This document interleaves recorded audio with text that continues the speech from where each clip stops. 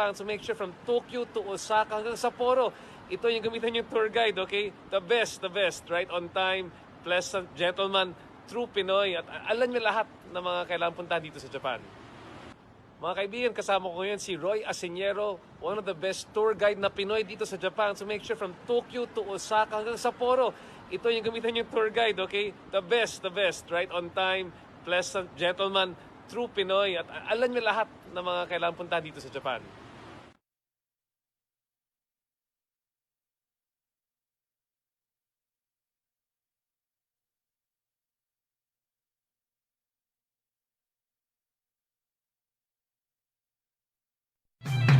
Mula sa top-rated music station ng dekada 80, ang WBL. Patuloy na naglilingkod sa inyo sa pamamagitan ng magaganda at piling-piling programa. Mula Lunes hanggang Linggo, aaliwin kayo ng aming kilalang mga komentarista at public service program. Ito lamang sa himpilan ng DWBL.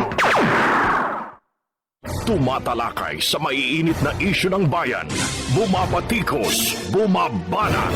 Walang takot na nagsisiwalat sa maling gawain ng mga taong gobyerno. Nagseserbisyo publiko.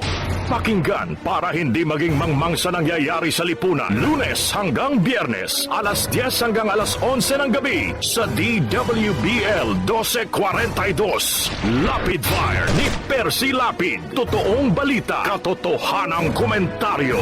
Lapid Fire.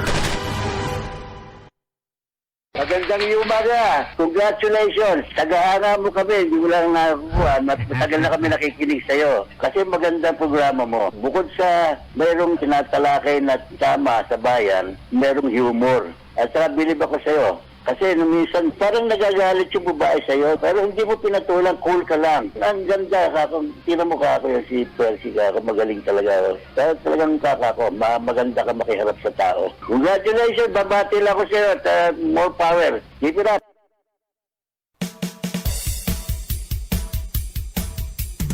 Percy Lapid Fire! Percy Lapid Fire!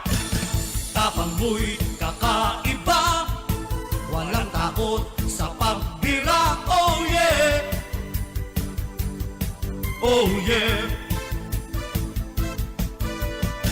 Kapag mayroong anomalya, ibubulgar na talaga. Oh yeah!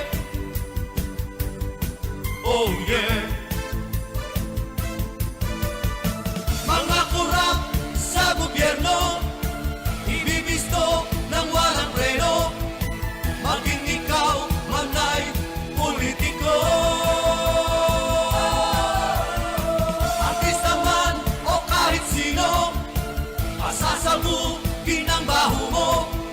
Sa Lapid Fire, walang sinisilo. Percy Lapid Fire! Makapal man ang iyong mukha, sa Lapid Fire di uubra. Oh yeah! Oh yeah!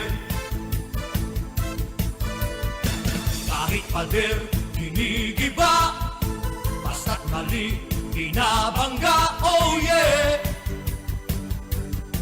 Oh yeah! Mga kurap sa gobyerno, ibibisto ng walang preno. Maging ikaw man ay politiko, artista man o kahit sino, pasasabugin ang baho mo. Sa Lapid Fire, walang sinisino. Percy Lapid Fire! Percy Lapid Fire! Percy Lapid Fire! Percy Lapid Fire! Percy Lapid Fire! Percy! Ang balitang ito ay hatid sa inyo ng Hataw. Number 1 sa balita, basta tabloid. Hataw!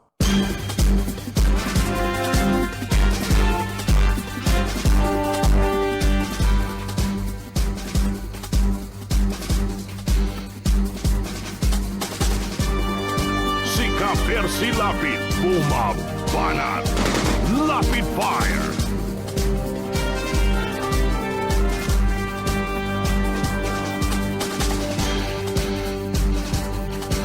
Magandang gabi po mga kaibigan.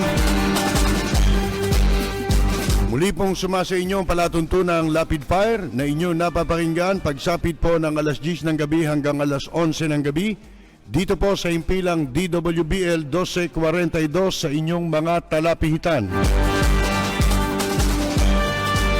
Muli po tayong tatalakay ng mga paksa na ating pag-uusapan ngayong gabi. Sabayan po ay napapanood tayo sa ating pong live streaming sa FB. At sa gawing kanan po, meron tayong chat room.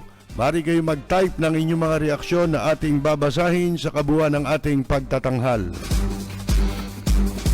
Siyempre po, ang ating live stream ay alas 10 ng gabi hanggang alas 12 po ng hating gabi. At dito po naman sa ating impilan, meron tayong numero kung saan mari kayong tumawag at mag-text para po sa inyong mga reaksyon. Ang numero po ay 0915-707-0625.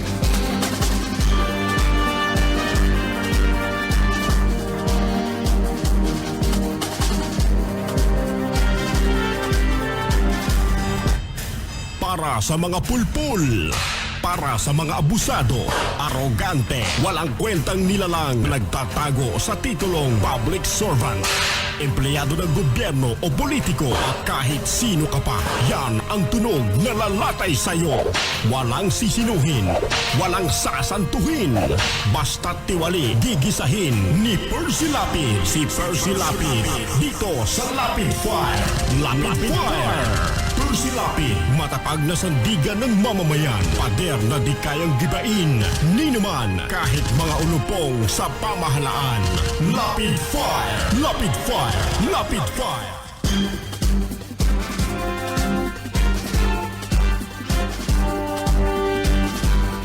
Palubog ng palubog, palalim ng palalim ang paglubog ng ating ekonomiya na ngayon lang napuna ni Pangulong Digong nyo.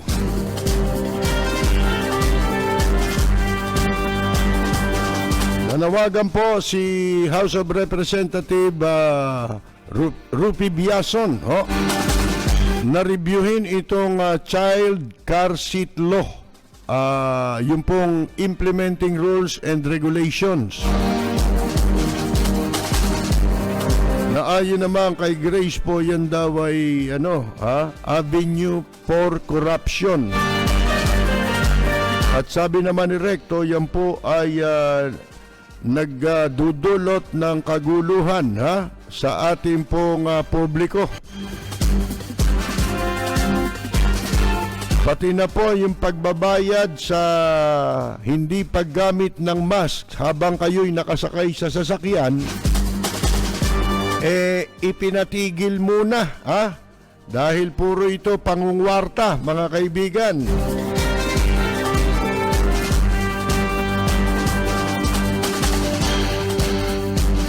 Sa Myanmar po, mga kaibigan, kinasuhan na raw itong si Aung San Suu Kyi pagkatapos po kasunod ng kudeta. Ang babaw po ng ikinaso. Nahulihan daw ng ilang piraso ng two-way radio na hindi raw po bawal daw ipasok sa kanilang bansa.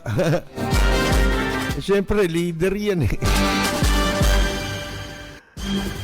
At dahil po dyan, mga kaibigan, sa nangyaring kudeta sa Myanmar, umusbong ang isang panawagan, mga kaibigan, para sa civil disobedience.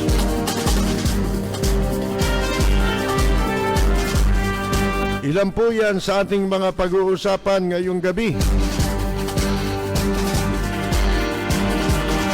At ilan pa mga kuntil-butil ng politika, mga kaibigan, ng kawalanghiyaan ng mga party list dito sa ating bansa. At alam ba ninyo, yung FB account,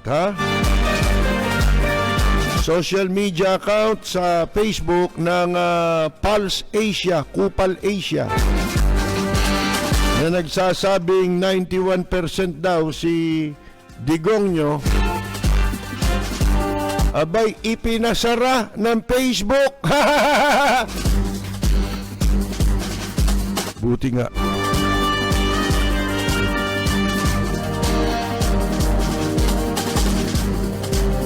Bueno, mga kaibigan, ngayon lang pala nahalata nitong si Digong nyo, mag-iisang taon na, ito pong pandemic, na ang atin daw ekonomiya ay in bad shape. Masama daw ang kalagayan nito dahil po sa COVID-19 pandemic. Pero ginagawa naman daw ng gobyerno ang lahat, ang pinakamabuti para ika nga po umusad pa rin tayo, no ha? Ayon yan dun sa kanyang recorded public address nitong kamakalawa ng gabi ng lagim, mga kaibigan. Alam po ninyo, itong pagbagsak ng ekonomiya hindi lang naman sa atin. Naniniwala naman tayo. Tama naman ang sinasabi niya na hindi lang dito yan. Sinabi niya yan sabi niya 2 billion piso raw kada araw ang nawawala dahil po sa pandemya. Nahalaga na dapat daw sana mapunta sa pasahod ng mga manggagawa. Kung hindi raw po ito, hindi po nagkaroon ng pandemya. Sinangkalan pa yung pandemya, mga kaibigan, kung bakit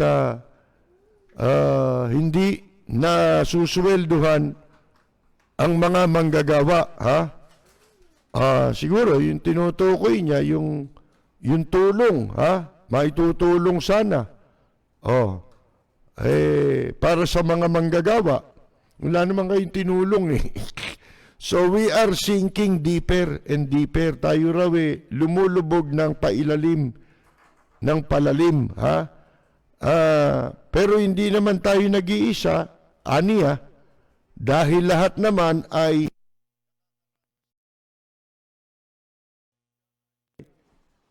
lumubag ang loob ng mga nung mga mamamayan, di ba? Hindi katulad sa ibang bansa, ito nga sinasabi natin, di ba? Binabasa natin ang mga balita kapag nakakakita tayo ng dapat tularan ng gobyerno. Wala namang ginagawa Ang ginagawa nito, ang pinag-iisipan, paano nila huhut-hutan ang taong bayan. Yan ang alam na gawin ng mga tauhan niya, hindi ba? Ng mga kasama niya. At yun, hindi niya alam. Ito'y matagal na nating alam. Katunayan, sa mga, nung nag-uumpisa ang pandemya, mga kaibigan, marami ng suggestion, hindi ba? Marami nang nagmumungkahi. Mga kahit na yan unsolicited advice, siyempre, sabi nga sa English, 2 heads are better than 1. Di ba? Dahil alam natin, hindi naman makakaya ng gobyerno, lalo na kung ang mga kasama niya, mga walang isip. Di ba? Ang pinag-iisipan, pagsamantalahan, yung gawing oportunidad, ang pandemya, para sila magpayaman. Hindi po palubog ang ekonomiya natin. Hindi dahil sa pandemya lang. Ang nagpalala, mga kaibigan, yung mga pagnanakaw ng nasa gobyerno. Ano tawag mo sa Manila Bay? Sipin mong naisip mo yan panahon ng pandemya, mga kaibigan. Anong naidulot ng Manila Bay sa pandemya? Sige nga, Aber. Hindi ba? Isa lang yan sa mga katarantaduhan. Umutang kayo ng umutang, nasaan ang inutang? Nawala ang inutang. Hindi maipaliwanag kung nasaan. Nawala ang pera ng PhilHealth. Ha? Pagkatapos sasabihin ay, anong sabi? Yun daw pera ay liquidated. Na ang ibig sabihin, meron mga katumbas yun na pinagkagastahan. Di ba? May mga resibo. Madali magpagawa niyan eh. Sa klaro dito ba naman sa gobyernong ito? Lahat ng palsipikado ginagawa rito eh. Ultimo na mga nakaupo dito, palsipikado diploma eh. Yan pa. Ha? Mga kaibigan.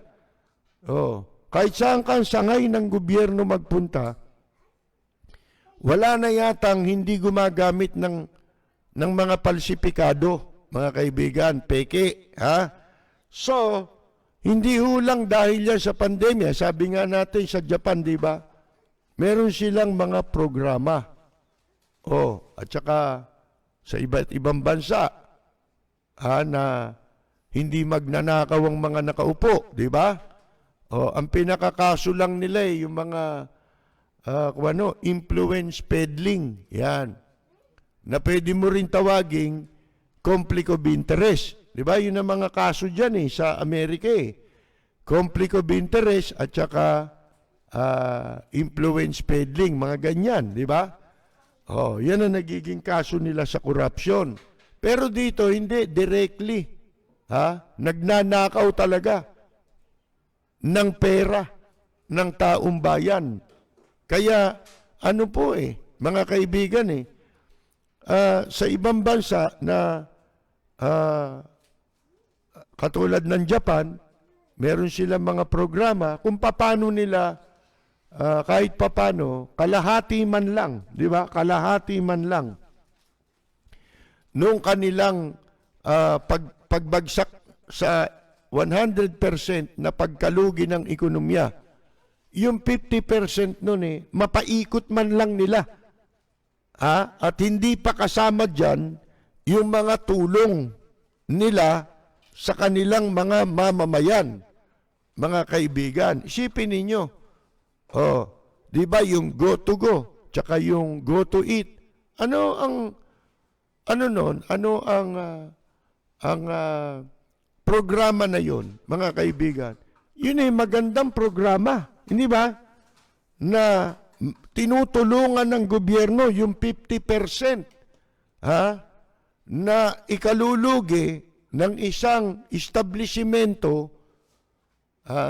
halimbawa ay restaurant, binabalikat ng gobyerno para ang mamamayan gumastos ng pera kahit papano, di ba? O halimbawa, kakain ka sa restaurant, gawin mo dito halimbawa yan. Sa restaurant gagastos ka ng 300 piso. Meron silang kinreate o ginawa na app sa internet.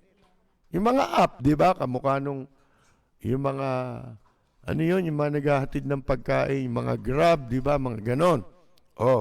Gumawa sila ng app. Ngayon, lahat ng establishmento, pwede kang mag-search ng establishmento. Ngayon, ang kausap nung app na yon, nung naglabas nung app na yon, gobyerno. Sila yung nasa gitna ng gobyerno at ng publiko. Halimbawa, bala kong kumain bukas sa isang restaurant, kailangan bubuo kayo ng 5 tao. 5 kayong tao. 5. Tayo, mag-usap-usap tayo sa pamilya, halimbawa, 5 tayo. O kumain tayo bukas dun sa ganong restaurant. Babayaran natin 300 piso halimbawa isang tao. Magkano yon? Mga kaibigan, di 1,500, di ba? So magpapareserve ka, magpapabook ka ron sa app. Na kakain kami dyan. Ngayon, pagka okay yung iyong reservation, kakain kayo. Magdadala ka ng 1,500 dahil 5 kayo, ang bawat isang tao gagastos ng 300 pesos. Ngayon, mga kaibigan, sa susunod na kain mo ron, Ha? Sa susunod mong kain, kayong 5 ulit kumain doon. Ha? O sino man sa 5 na gusto ninyong makasama. Di ba? Kakain kayo ulit doon, 5. Abay, wala na kayong babayaran. Libre. Sino magbabayad? Yung gobyerno. Pag dito mo ginawa yan, may mga hayop na mamamagitan dyan. Alam nyo naman dito, ang daming tulisan dito, mga Pilipino, mga kaibigan. Gagawa ng paraan kung paano nila madadaya yan. Baka ang gawin pa rito niyan, overprice yan . Lalo na ganitong klaseng mga nasa gobyerno, di ba? I-overprice pa, imbes na 300, papatungan pa yan . Para makolekta sa gobyerno, parang PhilHealth, di ba? Parang PhilHealth. O, yung pinaggagawa ng mga ospital, di ba? Isipin mo, pag na-ospital ka ngayon, doble-doble ang babayaran mo. Sa PPE, halimbawa, 5 tao yung tumitingin sa'yo sa ospital, kasama mga nurse. Lahat ng PPE isusuot nun, babayaran mo yun. Isipin mo, ilang kayong pasyente na kukolektahan nila ng ganon. Hindi ba? Tiba-tiba ang ospital, mga kaibigan. At hindi naman COVID ang sakit mo, ipipilit nila maging COVID ka. Di ba? Pipilitin nila yun.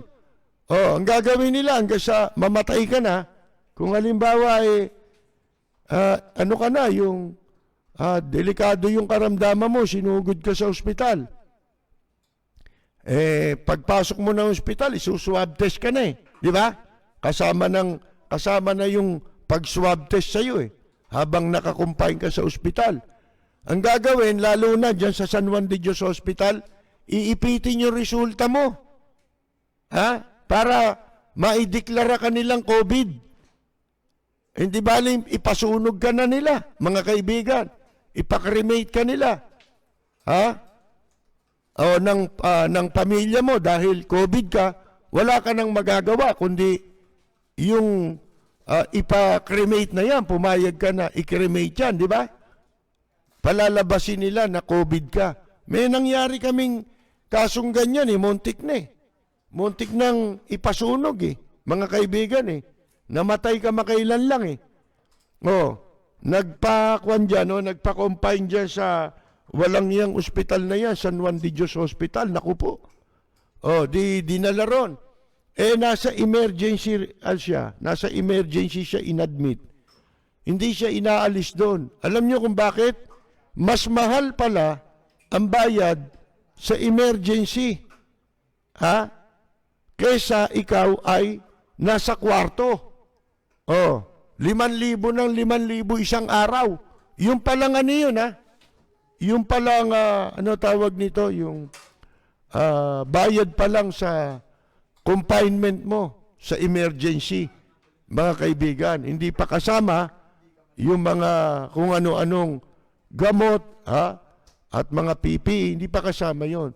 Ngayon, dahil mahal ang bayad, hindi makayanan ng pasyente, nagpasok lolo sila, humingi sila ng tulong sa mga kakilala. At ang sabi sa kanila, dalhin nyo niya sa ganitong ospital na public hospital. At kami na bahalang tumulong para makiusap na mailipat siya ron at i-admit doon sa ospital. So, nailipat ng ospital sa public hospital. Mula dyan sa San Juan de Dios. At pilit nilang kinukuha yung resulta ng swab test, ayaw ho i-release nung San Juan de Dios Hospital. Anong dahilan, mga kaibigan? Siguro, pagkakakitaan nila yun, di ba? Pagkakakitaan. Ngayon, nung nakalipat na rin sa pampublic, sinuwab test ulit. At doon ay lumitaw na negative. Pero mamamatay na doon na namatay mga kaibigan. At ang ikinamatay, ibang karamdaman po, hindi COVID. Yun po nangyari. Ngayon, ito, ganun ang sinasabi natin sa inyo eh. Ang daming katarantaduhan. Yun ang hindi inaasikaso ng gobyerno. Katulad ngayon, problema natin ang patuloy na pagtaas ng mga bilihin. Pagkain. Ha? Lahat, napakamahal ngayon, mga kaibigan. Nagpalabas sila ng kung ano-anong order na naglagay ng price ceiling. Ha? Ganun din mataas din yung price ceiling nila Bukod sa mataas na yung price ceiling ni Presidente Digongyo, nagrereklamo pa yung mga yung mga nagninegosyo, mga nagtitinda. Bakit kami ang pahirapan nyo? Mahal naming binili yan. Doon sa mga nagpapalaki ng baboy. Di ba? At saka yung nagtatanim. Mahal namin binili sa kanila yan meron lahat dahilan yan, pero hindi nila masabi yan hanggang ngayon. Samantalang tayo, ilang buwan pa lang itong pandemya, sinasabi na natin na pagtuunan na ng gobyerno ang programa sa ating food security. Hindi ba? Wala Ako, sa pantahan natin, itong manipulation na ito sa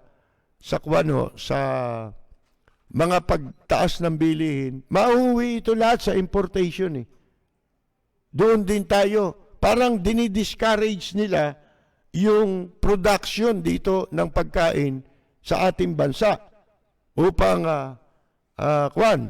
mauwi tayo sa pag-aangkat ng pagkain. Sapagkat dyan, napakalaki ng kikitain nila dyan, mga kaibigan. Ang laki ng kickback dyan. Katulad dun sa bigas. Inasabi natin sa inyo. Ganyan po Pero programa para sa taong bayan, wala sila para umikot yung ekonomiya natin Hindi mo ba? Wala Isipin mo yan ang Japan nagbibigay na yan ng tulong, ng malaking ayuda sa kanilang mga mamamayan para mabuhay yung mamamayan nila nang walang pinipili. Lahat ng sektor meron dito. Kunyari, sa mahirap, nung una sa mahirap, sumunod na, habang tumatagal, mga kaibigan, yung mahirap, wala na rin nakukuha. Hindi na rin sila kasali. Hindi mo alam kung ano talaga yung qualification nila para ka makakuha ng tulong. Paano uunlad itong bansang ito dahil yung inutang nilang pera nawala?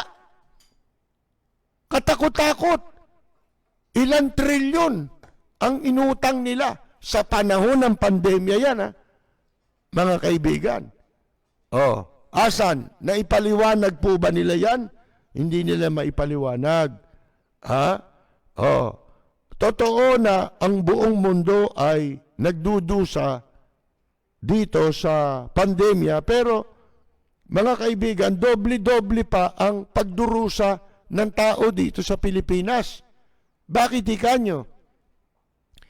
Isipin mo, wala na nga naitutulong yung gobyerno.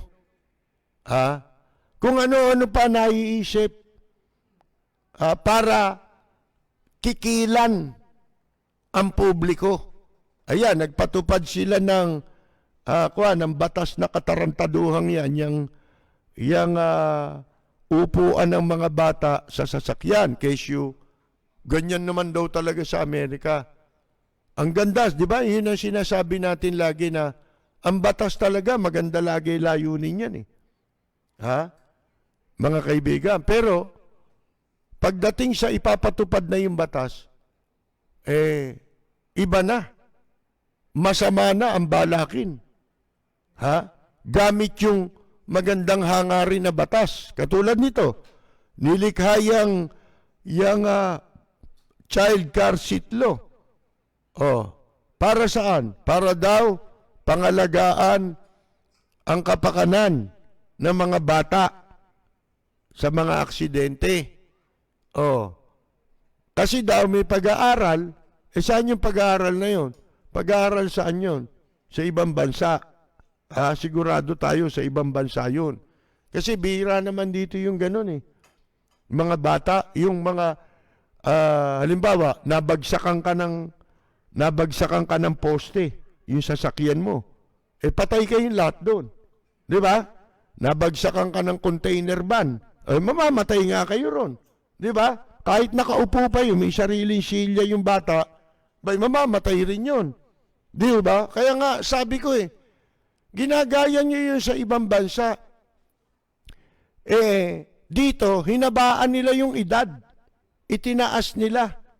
Magmula sa baby, hanggang sa 12 anyos. May buhok na kulot na yun Mga kaibigan yung 12 anyos, ba't mo isinama yun? Meron daw bansa, hanggang 10 years old. Pero ako duda Kasi nagpunta na ako ng Amerika noon Hindi ko alam kung nagkaroon sila ng revision doon sa batas na yun. Doon sa Amerika, nakita ko, ang kasama 3 bata. 3 bata. Isa lang yung upuan dahil isa lang yung maliit, mga 2 years old, 3 years old. Yung susunod, mga 6 years old na. Yung isa, 8 years old. Hindi naman lahat yun nakaupo May upuan mga kaibigan At saka sa Amerika, hindi mo pwedeng ikumpara dito kung magkaroon man sila ng batas doon. Bakit Unang-una, titignan mo yung gaano kabilis ang takbo ng sasakyan. Hindi tayo uubra ron. Ang speed nila ron ay miles per hour. Dito, kilometers per hour lang tayo. At makikita ninyo ngayon, ultimo yung mga skyway na may bayad, yung pinagmamalaki nila, mga karsada. Sabi ko nga sa inyo, yung mga karsadang ginagawa na yun, ngayon, na may mga skyway, mga ganyan, walang pwedeng, dyan, purihin dyan. Hindi natin dapat ituring na yan accomplishment ng sino mang nasa gobyerno o ng sino mang administrasyon. Bakit? Binabayaran natin yan Makakadaan ka ba ng libre dyan? Lahat ng ginagawa nilang mga expressway ngayon, lahat yan may bayad dyan. Yun na nga masakit dito Mga kaibigan parami ng parami ang binabayaran ng tao. Hindi naman lumalaki ang sweldo. Yung EDSA, mga tarantado dyan sa EDSA, sa MMDA, wala na yung EDSA na yan. Hindi nyo ba napapansin araw-araw, nadadagdagan ng sasakyan. Kaya kahit ngayon hindi naman full blast ang operation ng mga transportation. Pero traffic din Mga kaibigan Bakit? Paano? Dumadami ang sasakyan, walang limitasyon ng sasakyan, yung EDSA, yung pa rin yung EDSA, lumapad na ba yung EDSA? Hindi naman lumalapad na kusa yun Sana kung stretchable yung EDSA. Di ba? Pag dumami sa sasakyan, kasya pa rin. Hindi na mga kaibigan Ang talagang dapat dito, magpagawa ng second layer na karsada. Siyempre, pag nagpagawa kayo ngayon yan, may bayad na naman yan. Hindi na naman libre yan. Ngayon, eto gumagawa ng tren, dadaanan ng tren, yung mga LRT, MRT. Mga bopol kasi itong mga hinduropot sa gobyerno Alam nyo kung gagawin yan, di ba nakakaabala yan sa flow of traffic? Total, aabalahin mo rin lang. Gawin nyo na lahat sa isang gawaan. Hindi yung pa isa-isa. Halimbawa, magtatayo ka ng mas mataas na level ng panibagong karsada na dadaanan ng mga sasakyan para lumuwag ang trapiko. Isabay mo na yung tren. Hindi ba? Para isang gawaan lang, isang perwisyo lang. Dito hindi, pag-iisipan muna ngayon, karsada. O pagka marami ng gusto nang makapagnakaw na naman, try naman, lagay natin. O gagawa na naman. Paperway, yun ding lugar na yun, huhukayin na naman yun. Isasara na naman yun, sisikip na naman yun. Di ba? Mga gago eh. Hindi long range ang planning eh. Mga kaibigan, tirada lang ng tirada eh. Bira lang ng bira. Ang katunayan, wala nagawa itong administrasyong ito kundi mag-isip ng paraan kung paanong makukutungan ng publiko sa pamamagitan ng batas. Katulad nito, itong child car seat law. May batas pala yan. Tapos, itong mga hinduropot na agency ng gobyerno, katulad ng DOTR tsaka yung LTO, yung mga attached agency niya, sila yata ang gumawa ng implementing rules and regulations. Kaya ngayon, itong isang mambabatas na si Rupi Biaso ng Muntinlupa, mga kaibigan, ay iginigiit niya na dapat i-re-evaluate itong implementing rules and regulations, mga kaibigan, as the government proceeded to postpone its implementation for now. Talagang dapat na hindi muna ituloy yan. Ano yan, bibiglain mo? Gumawa kayo, doon ka wawalang yain sa IRR eh. Nung gawin yung batas, ang ganda ng sinasabi. Nung IRR na, ito na babayaran mo. Mga kaibigan. Ngayon, hinihiling daw nitong si Biason sa House Committee on Transportation na i-exercise nito ang kanyang oversight function para reviewin yung implementing rules and regulation ng Republic Act number 11229. Ito yung Child Safety in Motor Vehicles Act na nire-require ang mga bata na gumamit ng restraint system, child restraint system, CRS, or child car seats, upuan, mga kaibigan, that are appropriate for their age na naaayon sa kanilang edad, height, taas at timbang. Ayan. Member po dyan si Biason pala dyan sa committee na yan.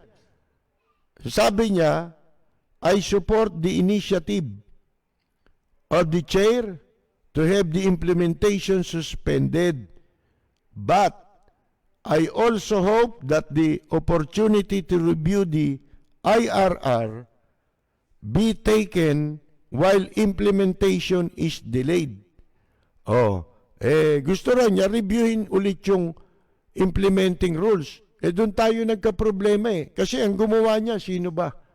Di siyempre, ang gagawa niyan, DOTR, tsaka LTO kurap, mga kaibigan, di ba? Itong mga kurap na ahensya ng gobyerno. Ayon kay Biason, it seems that there are certain provisions in the measures IRR that go beyond the scope and authority of RA 11229 and also add to the confusion and apprehension about the law. Wala eh. Ang laging naiisip kung paano itong mga law enforcer sa traffic enforcers, maging kotong enforcers. Padami ng padami ang katwiran na ibinibigay nila sa mga traffic enforcers para mangotong. Kasama na LTO. Katulad niyan, hindi ba meron pa silang itinayo yung yung meron pa silang ipatutupad na maglalagay, i-outsource na nila yung kanilang dating trabaho.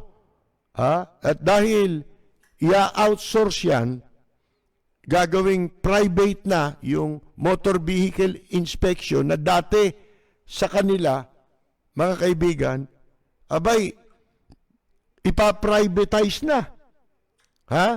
Yung pag-inspeksyon ng mga sasakyan mo, ang daming i-inspeksyonin ngayon sa'yo.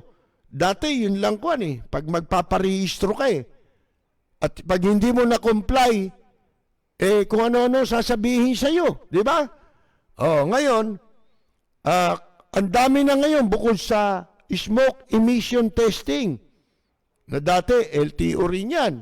Mga kaibigan. Pagkatapos titignan yung upuan ng mga bata. Kasama na yan dun sa ginawa nilang katarantaduhan. Hindi mo nga pwedeng i-apply dito yan eh. Kasi ang sasakyan dito, bihira na makatakbo ng 60 kilometers per hour eh. Yun yung itinatakda na maging limitasyon ng bilis ng sasakyan na pwedeng itakbo. Pero hindi na ho nangyayari yun dahil sa sobrang traffic dito sa Pilipinas. Kaya sabi natin, kung halimbawa, na-aksidente yan, pero may car seat kaupo, tapos namatay, meron bang kompensasyon yan? May kompensasyon bang ibibigay itong mga hayop na ito na mangungulekta? Para sa kaligtasan daw ng mga bata, isinasangkalan mga bata, pati hindi na bata required bata pa ba yung 12? Mga kaibigan, hindi na, may buhok na kulot na yun. Ngayon, i-outsource lahat yan. Kaya, dito ngayon kikita sila ng malaking salapi. I-deny na naman nila, hindi corruption yan. Parang ano yan eh. Ano yung nabuko? Yung sa bakuna, di ba? Bukong-buko eh. Sipin mo, 600 pesos ginawang 3,600 pesos. Ang ipinatong 3,000. Mga kaibigan. Isipin ninyong kahayupan yan. Nabuko. Ito na naman. Ano ibig sabihin? Ito, walang naalalaman dito, Presidente. Ilalarga nila basta-basta yan nang hindi sila makikinabang dyan. Mga kaibigan, ang laking katarantaduhan yan. Isipin mo yan. Okay lang kung talagang malasakit sa mga bata, ba't kayo maniningil? Di ba? Require mo lang maniningil ka pa. Ngayon, mga kaibigan, pati yung face mask, di ba? Sa loob ng kotse, di na matay ka na nun. Kasama mo, asawa mo. Lahat kayo naka-face mask doon sa loob. Nasa loob kayo ng kotse. Kailangan daw naka-face mask kayo. Gago ito mga ito. Pagka hindi ka naka-face mask at nasita ka nila,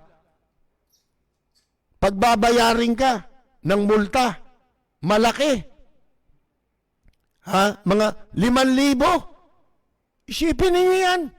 Hindi ba, yan hold-upan na? Gobyerno pa ba kayo? O hold-upper?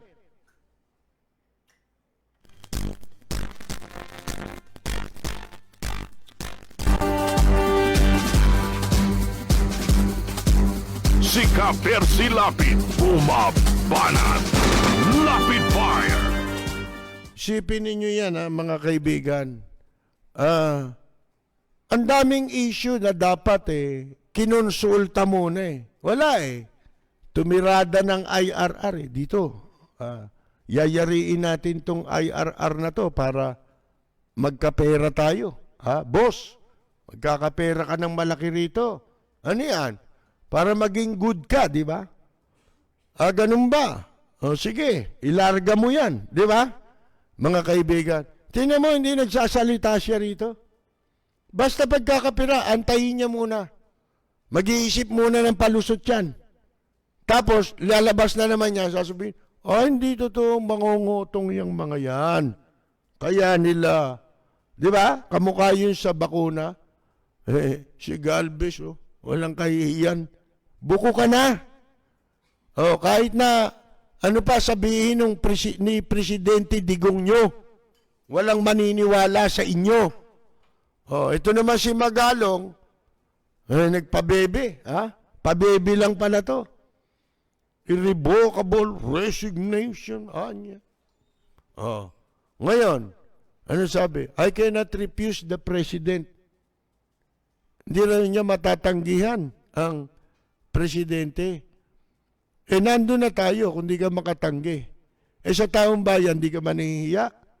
Yung kahihiyang ginawa mo, sa taong bayan ka dapat humingi ng tawad. Wala kang atraso sa presidente nyo. Yung presidente nyo maraming atraso. Pero, yung atraso mo sa paglabag mo sa batas, atraso mo yun sa batas at sa mamamayan. Bakit?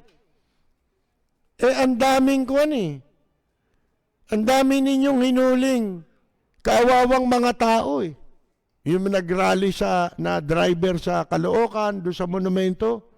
Di ba kinulong yun? Ang tagal bago nakalabas ng matanda. Senior citizen. Mga kaibigan, nagpapahayag ng kanilang damdamin sa loobin dahil nagugutom na sila. Na ang tanging pinagkakakitaan ay magmaneho ng jeep. Pinagbawalan. Wala naman silang itinulong. Pinakulong mo pa yung tao. Yung lumabag doon sa Quezon City na retiradong militar na binaril ng mga pulis. Lumabag sa protocol yun. Tapos tong mga mayayaman, pinagbayad mo lang, di ba? Ng 1,500. Ilang violation yun? Ilang violation yun? Napakaraming violation nun. Mass gathering, di ba? Hindi pagsusuot ng mga face mask, face shield. At iba pang mga violation, mga kaibigan. Yun po Tapos ito ngayon, itong sinasabi naman ni Grace po na paiimbestigahan ito. Gusto niyang paimbestigahan itong operation ng Private Motor Vehicle Inspection Centers. Imbestigahan niyo yan. Kasi ang balita nga natin, inuulit-ulit ko sa inyo, dahil ako may nakausap na siya'y kinausap, na tinanong siya kung nais niyang mag-invest, mamuhunan sa negosyo para magtayo nitong Private Motor Vehicle Inspection Centers. Tinanong niya, magkano naman ang investment na lalagay ko dyan? 10 milyon. Investment lang yun, Sapi lang yun. Ibig sabihin, hindi niya solo yung negosyo. Kung meron pa siyang mga kasama, bawat isa sa kanila 10 milyon. Magkano lagayan? Yan ang tanong. Para ka ma-credit. Ang masama niyan ganito, di sila merong binigyan ng kapangyarihan na mag-inspeksyon ng sasakyan mo bago mo maiparehistro ang sasakyan mo. Kung hindi ka pumasa sa kanila, hindi mo mairerehistro sa sasakyan mo. Halimbawa, sinabi nila, may diferensya yung sasakyan mo Wala ka na magagawa. Mga kaibigan? Pag nirehistro mo, hindi ka irerehistro. Babalik ka na naman sa kanila. Gagawin kang bola niyan, basketball. Pagpapasa-pasahan ka niyan. Hanggang sa ikaw, mapilitan ka na lang maglagay. 2 lalagyan mo ngayon. Maglalagay ka na sa kanila. Okay, maglalagay ka pa sa LTO. O kaya, dahil sila'y inaccredit ng LTO, hindi ka naman basta-basta maa-accredit dyan nang wala kang connection dyan. Ano ang connection mo dyan? Pera. Para ma-accredit ka, kailangan mag-under the table ka. Parang COMELEC, di ba? Yung ginagawa sa COMELEC na accreditation ng mga party list. Pagbabayarin ka ng, dati 5 milyon ang singilan dyan para sa accreditation lang yan Para mapabilang yung party list group na pwedeng lumahok sa eleksyon, mga kaibigan. Nung araw, 5 milyon ang inihingi nila. 10 taon na nakakaraan. Mga kaibigan. Ngayon kaya, ganun pa rin? Kaya nakita ninyo kung sino-sinong party list. Eto, siguro ito'y accredited na. Tingnan ninyo pakita mo yung litrato. Hayop talaga. Eto, sa mga nanonood sa atin, makikita ninyo yan, litrato. Pangalan ng party list, Cancer. Hayop na mga ito. Ito'y makikita ninyo sa South Expressway, SLEX, South Luzon Expressway, nakabalandra. Ang laki-laking karatula, billboard. Cancer party list. Dahil baka raw may pag-asa pang mabuhay ang mga may cancer. Isipin mo maging party list yan. Hayop na COMELEC yan. Talagang wala na, mga kaibigan. Kaya, inaasahan nyo pa bang titino ang eleksyon dito? Ganyan ba titino ang eleksyon? Magdi-display ba ng karatula to kung hindi accredited dito? Cancer party list. Ang party list po,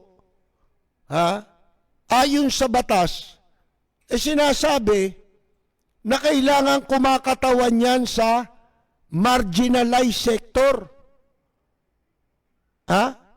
Bakit mo kakatawan ninyo sakit? Hayop kayo.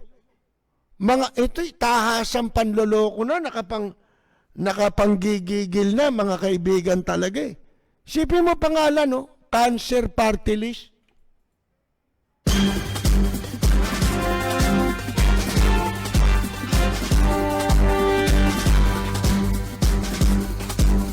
Are you craving for pork barbecue or boneless chicken barbecue? Yung sauce pa lang ulam na. O kaya sisig o rolls. Yung malasa, yung masarap, nakakagutom.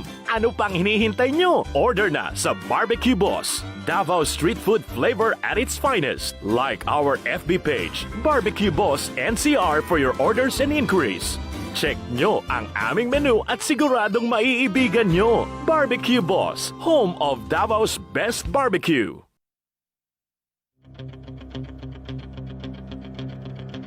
Walang preno kung bumatikos. Malalim at makatwirang komentaryo. Mag-ingat ang mga politikong gumagawa ng kalokohan at baka kayo ay tamaan ng Rapid Fire!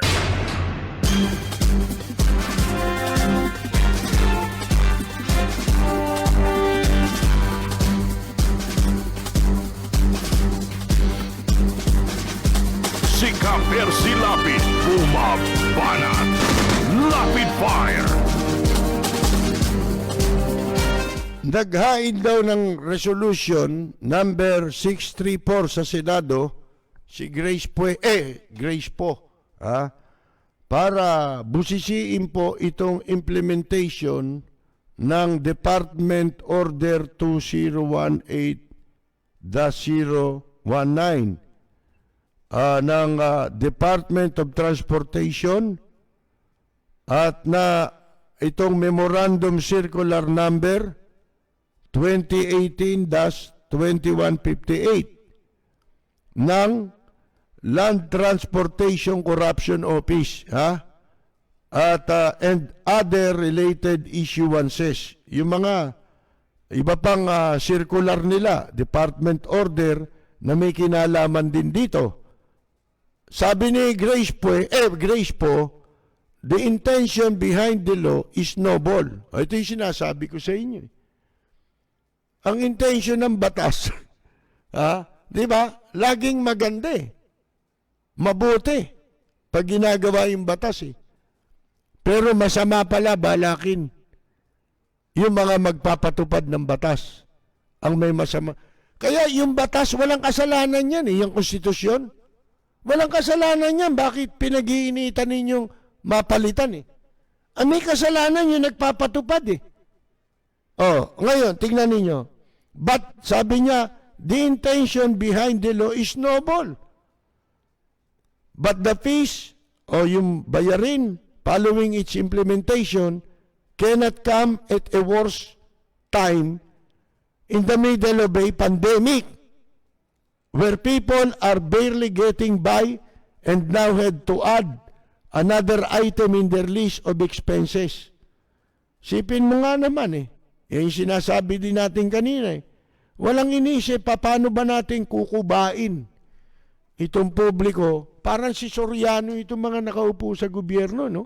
Yung hayop na animal na leader ng dating daan na si Soriano na nan-rape sa puwet ng lalaki, di ba, pinagmamalaki ni Bad Eli Soriano eh. Ano raw? Ito. Kaya pati kaaway natin, pag nakita nyo ngayon, gutom, bigyan natin. Kung may kilala kayong mga MPA na gipit, sabihin nyo lang sa akin, magpapadala ako.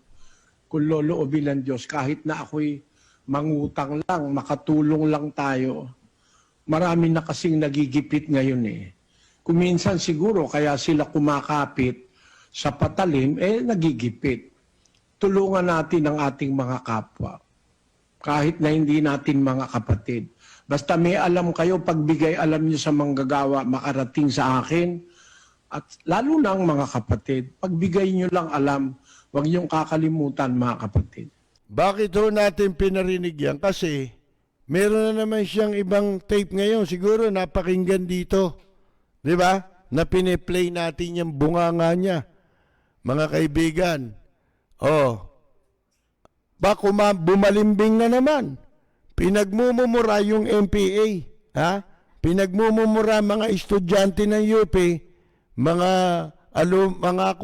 faculty ng UP at saka ng PUP. At yung MPA pinagmumura, mga kaibigan. Di ba siya rin ang may sabi na sabi niyang hinduropot na Sorianong yan. Ang taong nagkakakontra-kontra sinasabi, yung medyo may sira ulo nun. Di sira ulo niya. Ngayon, ganyan eh. Baka hindi nyo lang alam kung paano manghut-hut ng kwarta si Soriano sa mga miyembro niya. Ngayon, nahalata na siya, pandemic eh. Pandemic na, hinuhut-hutan pa yung mga miyembro.